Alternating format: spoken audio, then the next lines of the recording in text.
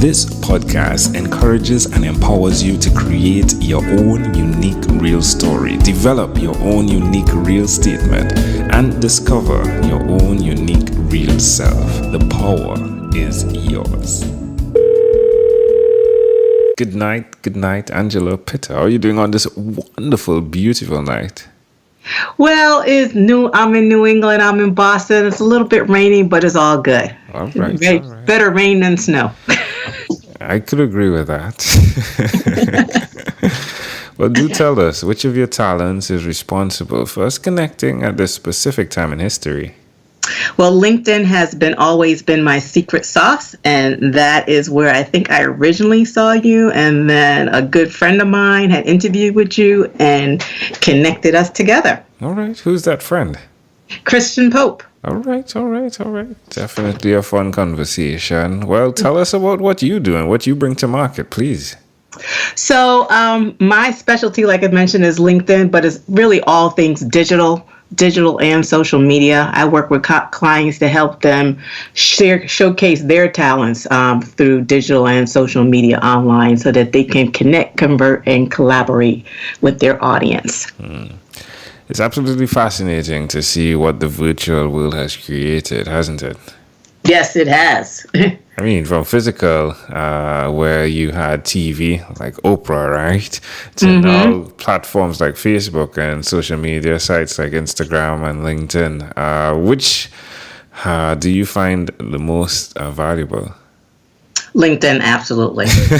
Absolutely, hands down, LinkedIn. I've never strayed, and the platform has, I thought when Microsoft bought them, it might have kind of tanked a little bit, but actually the whole reverse actually happened, and it's better than it's ever been.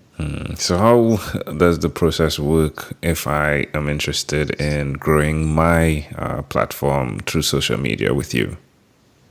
So first I would, have a conversation like we're having now, because I kind of want to understand who your business is, what's your demographics, who's your typical client, what's your best client, and then we go from there. And then based on the demographics of your audience, then we would decide and determine what's the best social platform. Often businesses are having that shotgun approach where they're trying everything. And really, if they did just a little bit of research, they would find out very quickly that every platform is not for them. And so once you figure that out, then you really work the platform. And I always suggest try just two. Try two first and see how well you can do. Go deep in on the two platforms before you add a third platform. All right. So for someone that's listening, what's the best way for them to connect with you? On LinkedIn, of course. Send me a connection. Yes. Send me a connection request. Tell me why we should connect. Always customize the message, and you will likely get an answer. Angela Pitter. That's all you need to do. Search Angela Pitter. Well, tell me one other thing that you've done consistently over the last 3 years, please. I've been working out. I've learned in my old age, I have to exercise. And, earlier on in life, I could do 2 or 3 times a week. But I found out that no longer works. The formula has changed. So you just got to roll with the punches. And now I have to go at least 4 or 5 times a week. How does it make you feel like doing that now? Sometimes people think if you exercise, it's more energy. Sometimes it is and sometimes it isn't. I mean, if you're working out and you're tired going in there, you're going to be tired coming out. It's just the way it is. But you just got to keep up with it. It seems as though you have a great sense of humor. Who did you learn that from? Probably my father. Tell us more about him, please. Yeah.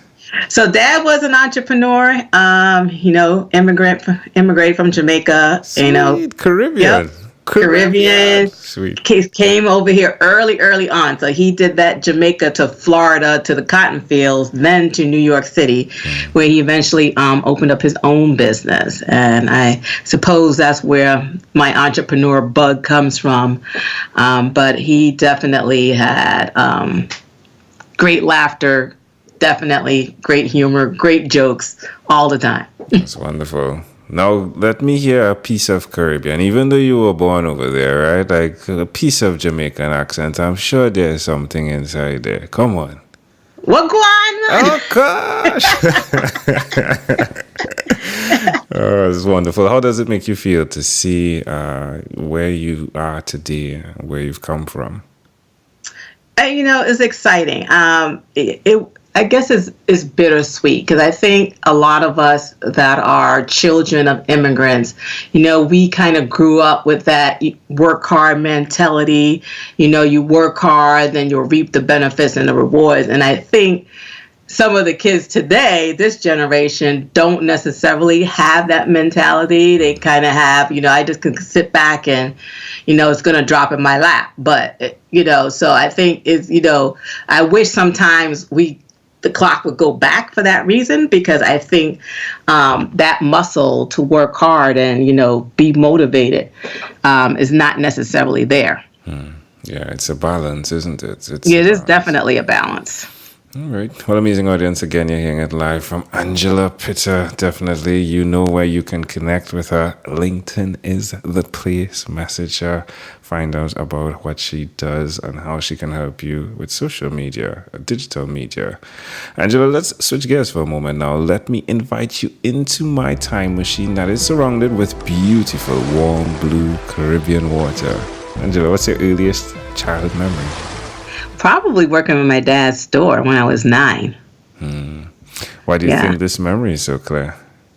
I think because it was just one of those times where, and when I was 9, of course, I didn't think about it. But, first of all, who works when they're 9 in a store from 7 o'clock in the morning to 7 p.m.? And it didn't bother me at all. I had a great time, met great people. And I think that's, again, for me, I'm most alive when I'm around people and talking to people. And I think that's where it started. How do you see it connecting to who you are today? I mean, you did go through getting your BS in computer engineering. So it's not like you stayed in entrepreneurship for the entire time. Right. Well, actually, I started out in corporate. I spent over 20 years there. And then my entrepreneur calling came later.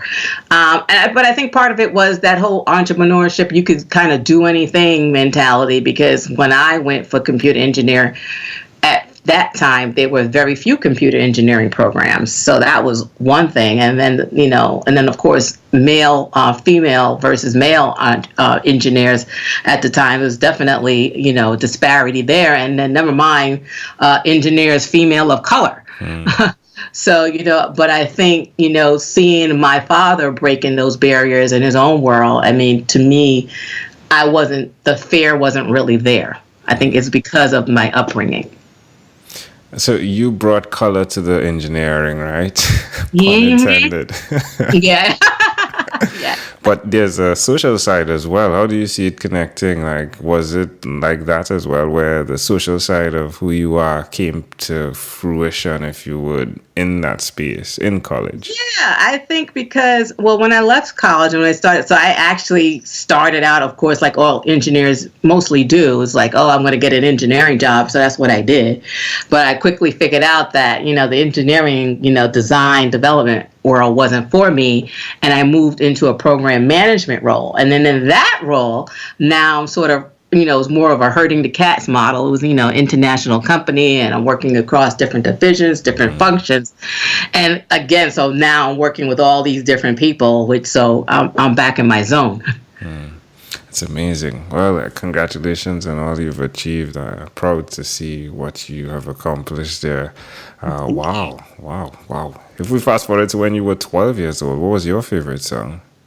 I had to go look that up. I had to do a little bit of math, like what year was that? So that's in the middle of the 70s. So it was a Diana Ross, If There's a Cure for This. That was like my favorite song. But there was actually a lot of good songs that year. Yeah, love it. But I definitely really like Diana Ross. All right, my friend. Well, we've arrived at our destination. But before we get off of this time machine, there's a small declaration form. So it's yes or no. We're going to move pretty quickly here. You ready? Okay. Angela, have you chosen someone to pass on your skills to? It would be future engineers. Are you married? Yes. Do you have children? 3 boys. Wow, congratulations. Do you believe in God? Absolutely. Do you have an inner circle of friends? Absolutely. Do you watch TV for more than 3 hours a day? I've been known to binge on a Saturday. All right. And what about screen time? The phone and the computer? Is it more than All 8? day long. All day long. I wake up and I go to sleep with it. What about reading? How often do you read? Not as much as I should. All right. Angela, if you had to share with us your own unique real statement, a statement that represents who you are, Angela Pitter, what would you say that is? Your most loyal friend. Your most loyal and authentic friend. And that is coming from the space of I am your most loyal and authentic friend. Yes? Yes. Yes. All right. Angela, this has been a great pleasure. Before you leave, is there anything else you'd like to share with our amazing audience? Well, thank you guys for listening in today for this 12 minutes. And I appreciate Angel for including me in this 12 minutes of fame. And if you want to find out more about me, go visit my website, LiveWireCollaborative.com, or, of course, reach out to me on, guess where, LinkedIn. Lovely. And you'll find me there, Angela Pitter. There we go. Angela Pitter, thank you for being on what is inspired by 12-minute convos with Angel Jones. Yes, thank you again. You're welcome. This segment has been brought to you by Amazel Enterprise.